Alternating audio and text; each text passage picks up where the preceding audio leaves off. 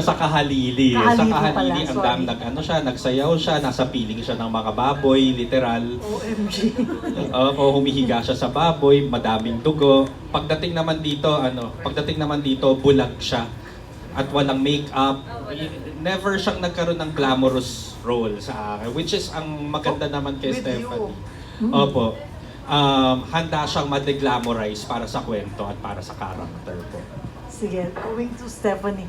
How difficult is your role here? Kasi nga bulag ka.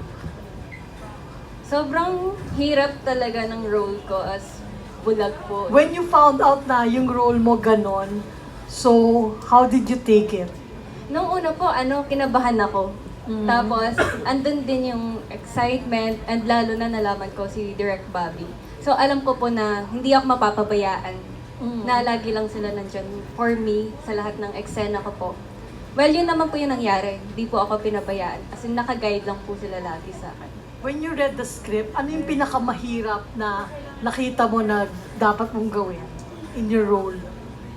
Siguro po yung the whole time talaga yung bulag po talaga ako.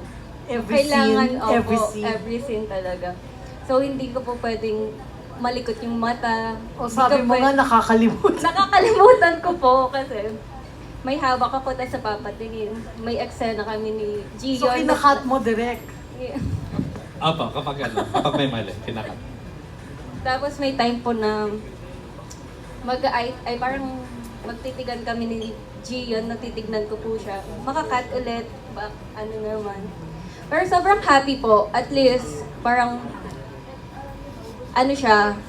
unlock na naman sa character na gusto kong gawin. Kasi, ang dami ko pa pong gustong gawin na character, na role, oo. ganun po. So, excited ako na, si Direk Bobby yung naging po. So, with your co-star si Gion. So, how challenging is it to be directed by Direk Bobby and to work with Stephanie? Sa akin naman, very relaxing lang. Maayos yung flow. Even though nagka-ulan-ulan. Kumbaga, alam na agad yung gagawin, i-rehearse na agad. So, kay Stephanie naman, close na kami kasi first day pa lang. So, parang very comfortable na talaga ako. Parang magkaibigan na talaga kami. Since day one, habang wala pa yung camera. So, parang na-express ko lang din yung pagiging magkaibigan namin outside camera. Sorry, last. Nung nalaman mo yung role mo for this film, ano yung reaction mo? How did you accept it? Masaya po kasi si Abet, yung character ko po dito, is squatter siya na snatcher. Na sobrang kalog, ganun, sobrang loko-loko. Pero behind all those things, all those shitty niya, lover boy pa rin siya sa isang girl.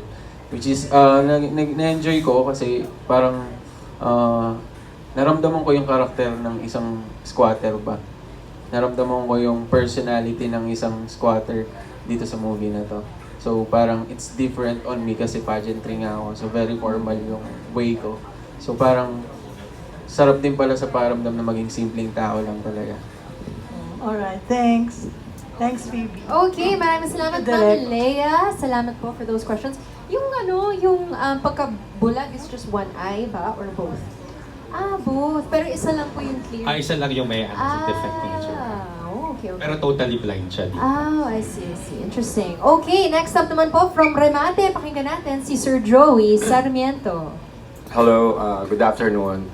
First question ko kay Direk. Direk, sa movie, nabanggit nyo kanina na may sa pelikula merong isang room for rent na sa bandang area na yan, sa suburb. Aba, Oo. So, totoo yun, nasa bandang ganun. Paano nyo nalaman na kasi yung room for rent parang kakaiba siya, short time, parang ganun? short time, Like 3 hours, ganun? hindi, parang 1 hour lang. 1 hour nire-rent. Oo. Para mas afford. Paano nyo nalaman na may ganun palang nangyayari in real life? Hindi, napanood ko lang siya sa isang document. Dati pa matagal na, pero parang kasi sa sikip ng mga lugar, sa ganong area, di ba, yung mga tao, sa isang maliit na bahay, may mga 10 nakatira. So, kailangan talaga nila ng isang, kung katihin yung mag-asawa or parang kailangan ng labing-labing time ng mag-asawa. parang that type of room caters to those na kailangan ng space mula sa kanilang masikip na tinitirahan. Parang ganun po. So ayun yung concept ng room na ninenegosyo ng character niya ni Stefan. And dun sa lugar na yun, sa Nabotas ba yun? Meron din ganon? Sa Malabon? Sa Malabon, Oo. binild po namin yan for the story. Yung sa Malabon po. Okay. And then, Direk, being yung title ay Ungol, ilang percent ng pelikula ang puro ungol? Parang 80. Oh, ang dami. Madami talaga. So, paano nyo nabibigay yung variations ng ungol sa dami nun? Hinga lang ang pahinga. Hindi, may iba kasi basta naka-focus naman dun sa character ni Jin na ito yung Oo. pinakikinggan niya. Pero dito, maintindihan natin si Jin bakit niya hinahanap-hanap ang mga ungol na to. Ayun po, may backstory po si Jin dito. Oh. Okay. Sige. Tapos sa cast naman, kay Stephanie muna. Stephanie, yung role mo bilang bulag, when you were playing the character, ano yung mga natutunan mo na ganun pala ang pagiging bulag? Diba? Ano yung mga nalaman mo? Yung time na ginawa ko na po na maging bulag, doon ko na feel na sobrang hirap pala ng walang makita. Mhm.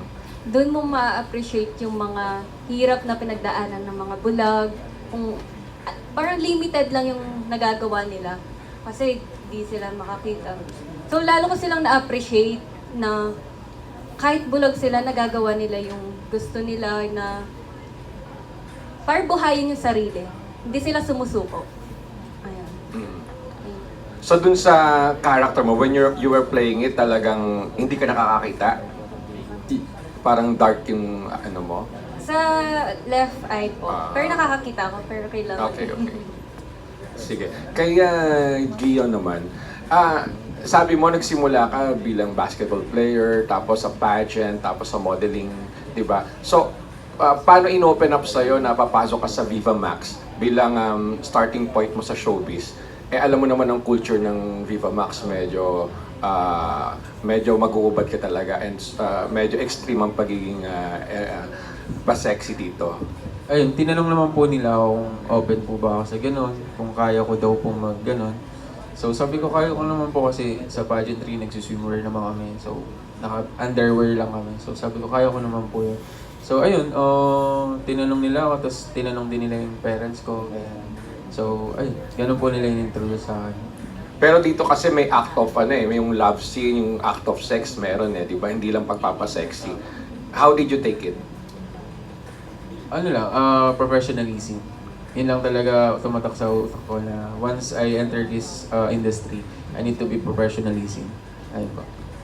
Okay. Sa dalawang cast, last question ko lang, kay Stephanie tsaka kay Gion. Gusto ko lang malaman, since yung title nga ng movie Ungol, ano ang pumapasok sa isip nyo kapag yung kapartner nyo ay umuungol? Or are you turned on ba kapag may kapartner kang umuungol? Yes po, kasi parang nakakadagdag diba? Sumagot, ikaw na. Si Stephanie muna. Ayun po, yes po talaga. Nakakadagdag siya sa pagka-babae. Kaya, ayun. Tapos anong pumapasok sa isip mo kapag pag may partner kang nagmo-moan, ganyan? Parang, feel mo, magaling. Masarap, ganun po. Okay, thank you. How about si Gion? Sa akin po, basta wag lang sobrang ingay. Yung swabe lang ba? Para alam kong damang-dama niya yung romance ang ginagawa ko. Ayun. Last na lang pala, madedetermine nyo ba kung ang ungol fake o totoo? Opo. Yun sa totoo in real life Paano? Siguro pag yung hindi tugma yung ungol niya sa ginagawa ko. Hindi nagsisync. Si sa kay Stephanie kaya, madedetermine mo ba kung fake yung ungol ng kapartner mo o hindi? Opo, kasi parang pilit. Alam mo. Okay, yun lang. Thank you. Alright, great questions. Maraming salamat, Sir Joey, at equally good answers back. O, diba? Ang galing din ng cast natin. Maraming salamat. And rounding up, batch 1 ng ating press today, let's hear from Marites University, Ambet Nabus. Ano ba yan, si Joey? Hindi pinag-sample? O sige na, ako na nga lang. Direct, ano yung mga klase ng mga ungol? Kasi di ba sabi mo kanina, yung ungol para sa lalaki, helinghing yung sa girl. So dito sa movie, ilang klase ng ungol yung maririnig namin or masasaksihan namin sa mga ginawa ng mga bida mo? Kasi may ungol na parang binabangungot, ungol Parang na tatlo. nahihirapan, Oo. gano'n. Parang tatlo. Mhm. Ungol ng mag-asawa, ungol ng nagpapapansin. Wow! Ayun. Tapos ay yung ungol na di niya malilimutan. Ayun Oo. po. Ginawa nila lahat to. Oo. Tapos pero bukod doon may ano din kasi may halinghing din, may girl to girl din po sa. Oo. Pwedeng makarinig ng sample, di ba? Kasi para kung ako ang ungol, hindi ko rin alam kung gaano di ba? So, Sino magsasample, Sir Ambet? mula Si kay Gio. Direk hanggang kay Gion. Ay, pati si Direk. Di ba? Hindi kasi siya nagbibigay ng, di ba, ng instruction kung paano gagawin. O baka may ibang version si Gion, ganon. Ang hirap depende kasi minsan malakas, minsan maingay, di ba? Pero Okay. parang mas ganda yung medyo mahina na may impit ng konti. Oo, si Ayan. Gion. Anong ginawa mong pag-ungol dito? Ano po, papansin. Ay, yung papansin na sinasabi ni Direk. Opo. Okay. Sample nga. So mga ganyang klaseng ungol Direk ang masasaksihan namin sa movie. Direk kasi di ba si Stephanie is bulag dito. So napaka-exciting nung tema kasi yung sexual at saka sensual na naglalaro sa katawan niya, sa emosyon niya. Tapos pag naririnig niya kamo yung ungol, parang may attraction ba ito or Tsaka halo-halo din kasi medyo sensual yung kwento pero matatawa ka din. Kasi Comedy yung character ni dito ni Gion dito Yung yung interaction nilang dalawa, bargas pero nakakakilig. Bargas. Nakakakilig sila dalawa. Opo. Oo. Ikaw Direk kasi parang sa mga ginawa mo ng mga movies, may pagka-Vargas ka rin kasi pinapagawa mo, pinapasayo mo sa may baboy, ganyan-ganyan. So medyo hindi ko alam kung paano mo i-describe yung sarili mo bilang director na parang masokista ka ba? Or kakaiba lang talaga. Hindi lang pa parang kailangan, gusto ko lang kasi palaging magpakita ng something different. Something na naiiba. Base din sa mga dati ko nang nagawa. Parang yung mga nagawa ko na paano ko hindi uulitin at ano ang bago ka pang maibibigay. At luckily, may mga artista akong kagaya ni Stephanie, na up to the challenge, bagamat hirap na hirap pagkatapos, nakikita din naman nila na lume-level up sila sa mga mula sa mga dati nilang proyekto o sa mga dati nilang kayang gawin. Yeah. Apo. So dito sa ungol, ano yung kakaiba mong prinisent? Kasi ang hirap kayong pagtagpuin yung technical aspect na sound yung naririnig at the same time may nakikita kaming visual. Opo, ayun, yung si Stephanie at yung parang pakiramdam niya bilang bulag, kung paano natin na ipa-visualize yun. At saka yung, kakaibang interact, kasi love story din po ito Love story, may pagka-romcom din siya, actually. Pero napaka, anong tawag dito, unorthodox ng pagka-romcom at interaction ng dalawang bida po natin dito na mapapanood natin sa pelikula. Wala ka namang pinagbatayan dito sa totoong buhay na yung may roof for rent or what na eksena. Ayun nga po, parang napanood ko na dati, naikwento din sa akin. Pero yung kwento po ng bulag is a fictionalized story. Okay. Stephanie, kanina nabanggit mo yung nahihirapan ka at bisa nakakalimutan mo bulag kasi. Mayroon ka bang specific na peg or pinanggayahan or yun na tao bilang isang bulag? Wala po kasi nanood po ako ng iba-ibang klase kung paano gumalaw yung isang bulag po. Okay. Doon po ako kumuha. Tsaka nagpaturo din po ako kay Direk Jackie sa workshop po namin kina Direk Bobby po. Doon Tas- talaga ako nag-base po. Okay. Tapos pag nakikipag-eksena ka since bulag ka, so, ginagamit mo syempre yung pakiramdam, tsaka lalo na yung mga kamay mo. Opo. So, gaano kahirap yon para sa mga eksenang medyo intimate at sexy? Ayun nga po, gaya po ng sinabi ko kanina, sobrang hirap. Nakakalimutan kong bulag pala ako dito. Yung parang paghahawakan yung mukha ko, napapatitig ako sa kanya, Aha. na nakakalimutan kong bulag ako.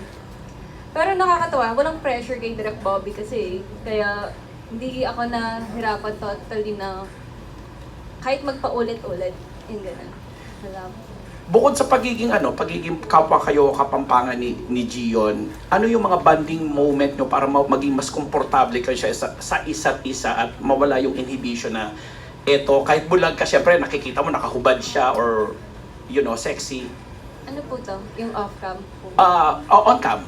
On-cam. Paano nawala yung inhibition at saka mas naging komportable kayo? Ano yung mga naging bonding mga bonding exercises or moment ninyo together para matanggal yon? Sa amin kasi ni Gion, first, palang meet namin, nag-usap na talaga kami. Nagtanong taga saan, gano'n, nung nalaman na Kapampangan din.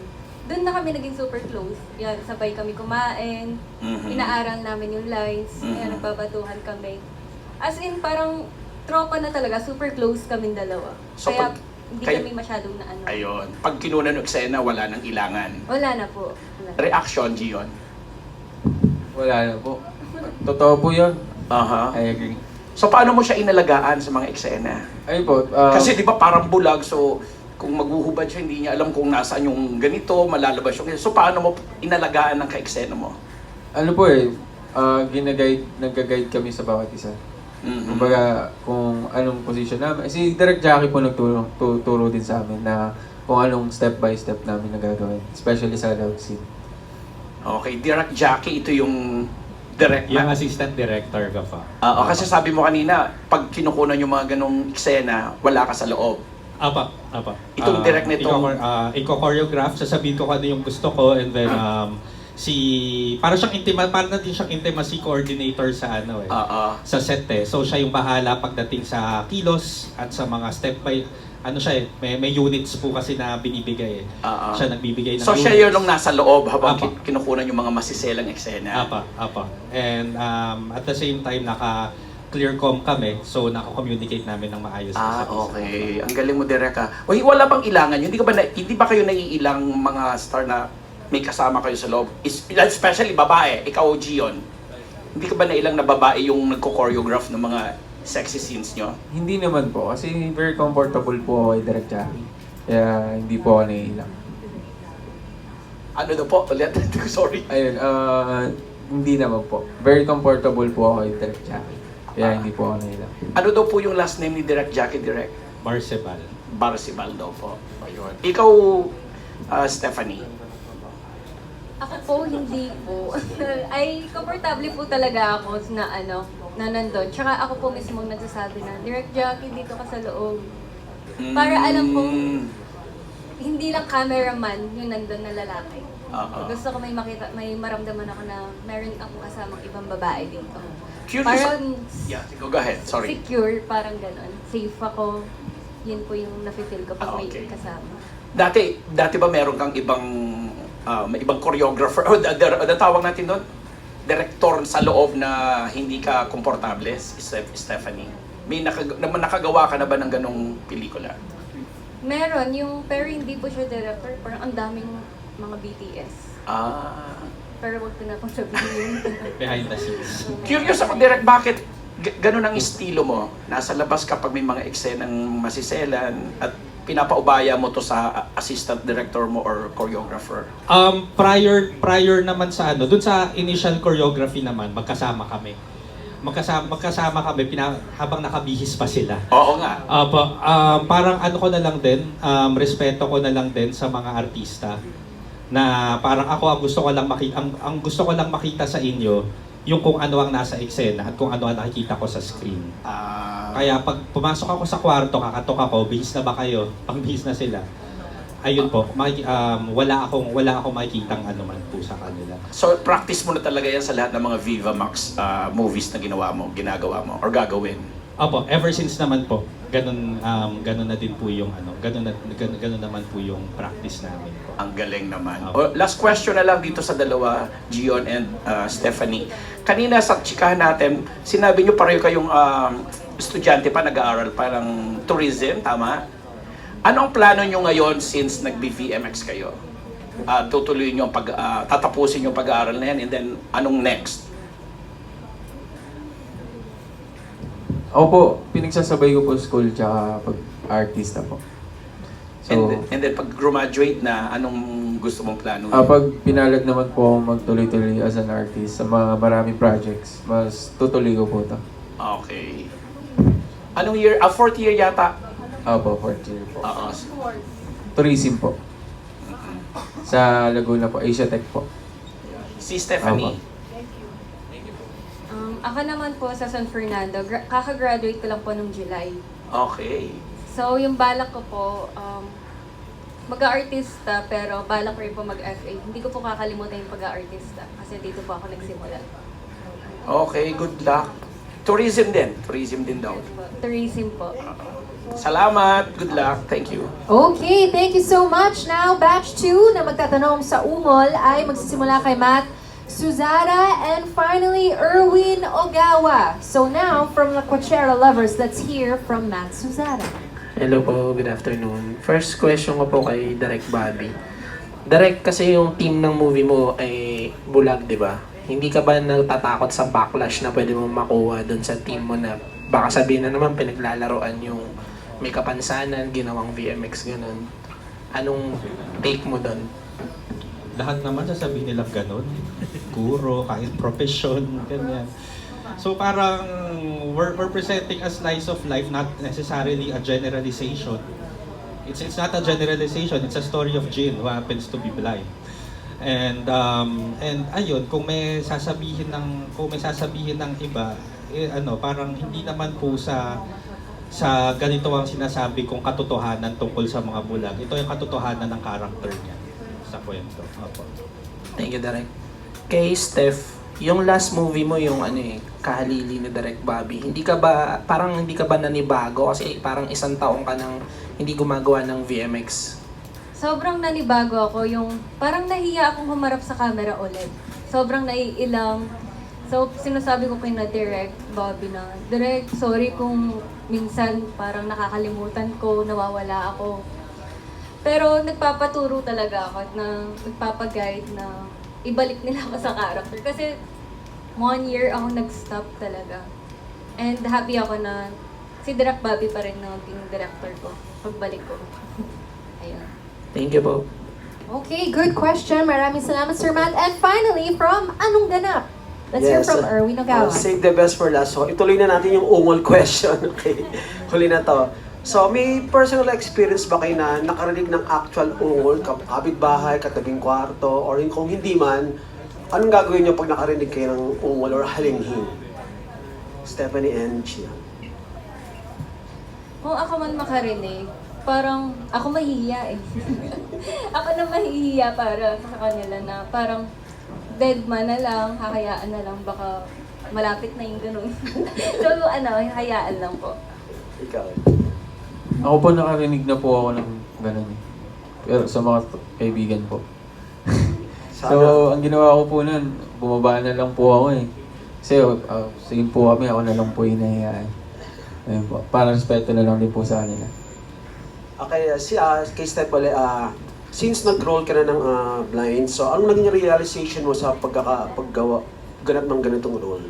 Naging realization mo sa portray ng ganitong role? Ayun po, gaya nung sinabi ko kanina, ko po sa pagiging bulag, sobrang hirap po talaga niya. Sobrang, yung pinagdaanan talaga ng maging isang bulag.